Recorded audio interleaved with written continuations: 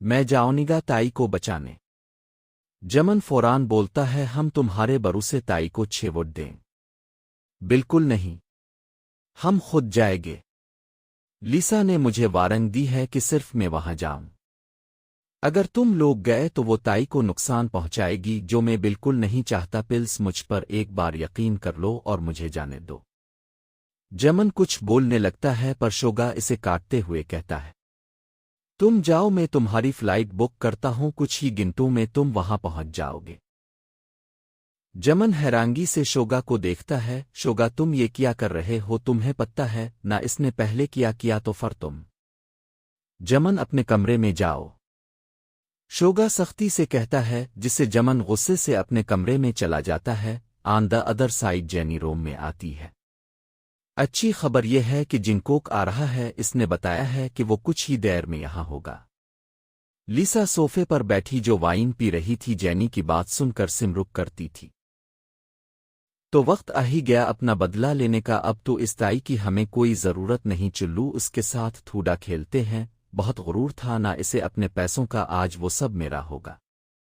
ताई रूम में बेड पर लेटा होता है, तभी दरवाज़ा खोलता है। जेनी और लिसा अंदर आती हैं। ताई फौरन बैठ जाता है और उन दोनों को देखने लगता है। कैसे थी ये 2 दिन? क्या तुम्हें हमारे साथ मजा आया? ताई कुछ नहीं बोलता। लिसा चलकर उसके पास जाती है और उसके चेहरे को अपने हाथ में लेती है। भूख लगी है क्या? जो बोलने में था वक्त के रहे हो।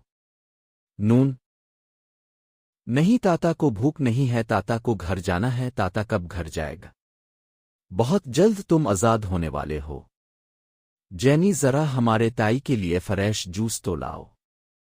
जेनी बना वक्त ज़ाय किए लिसा के हाथ में एक जूस का ग्लास पकड़ाती है। लिसा वो ग्लास ताई के सामने करती है। ये जूस खास तुम्हारे लिए, ये जूस पियो, फिर हम तुम्हें यहां से बीज देंगे। सच्ची? अब ताता को घर जाने दोगे?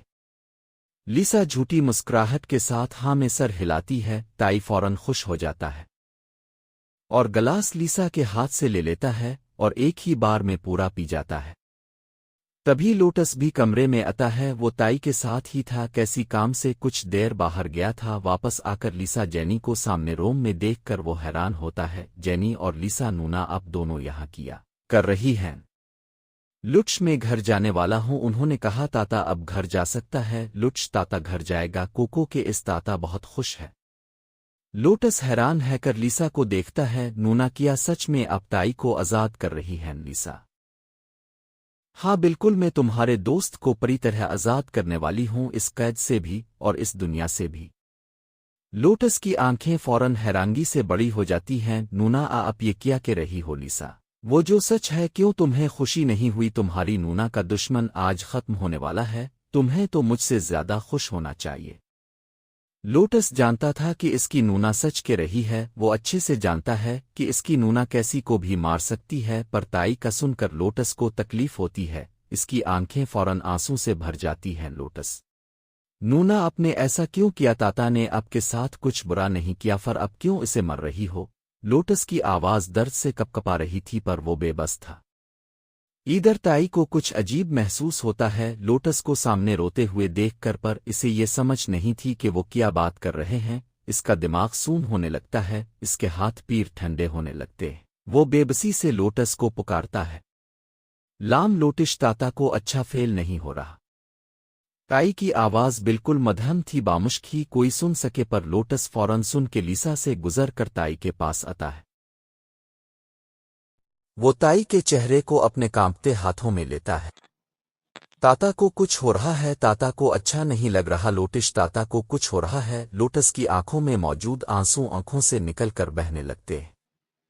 ताई अपने हाथ मुश्किल से लोटस के चेहरे के पास लाता है और आंसू को साफ करता है। लोटिश, क्यों रो रहा है? पिल्स मत रो, ताता को नहीं पसंद। ताई की आंखें भी आंसू से भर जाती है और उसके होंठों पर हल्का सा उभार आ जाता है।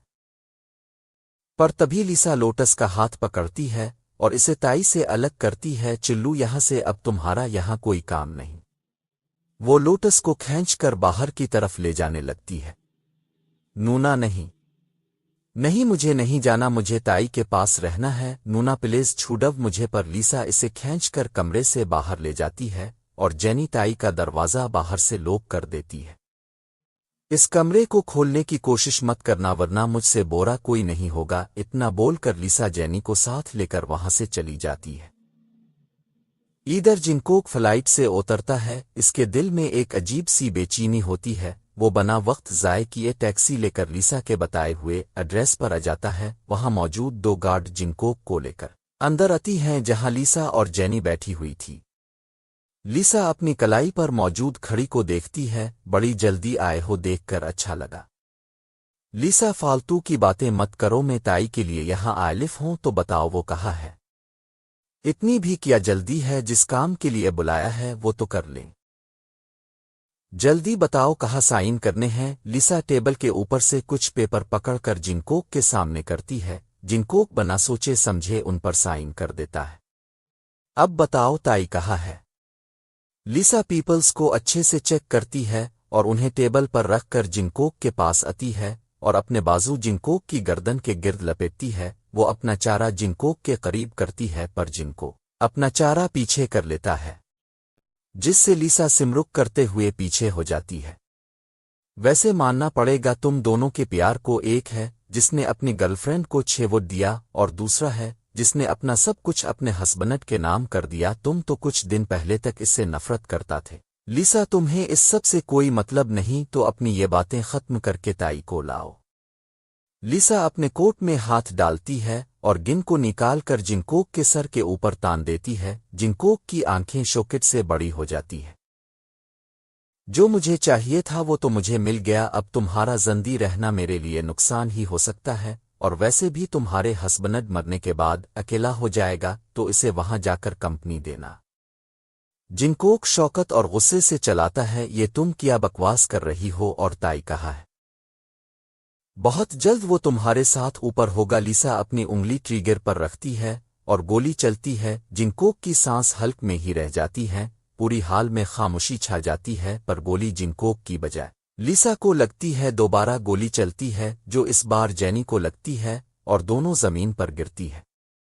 جنکوک حیرانگی سے سامنے پڑی بوڈیز کو دیکھتا، اس کی سانس ابھی بھی گلے میں اٹکی ہوئی تھی۔ وہ پیچھے موڑ کر دیتا ہے، وہ وہاں نامجون اور شوگا ہاتھوں میں گن لیے کھڑے تھے۔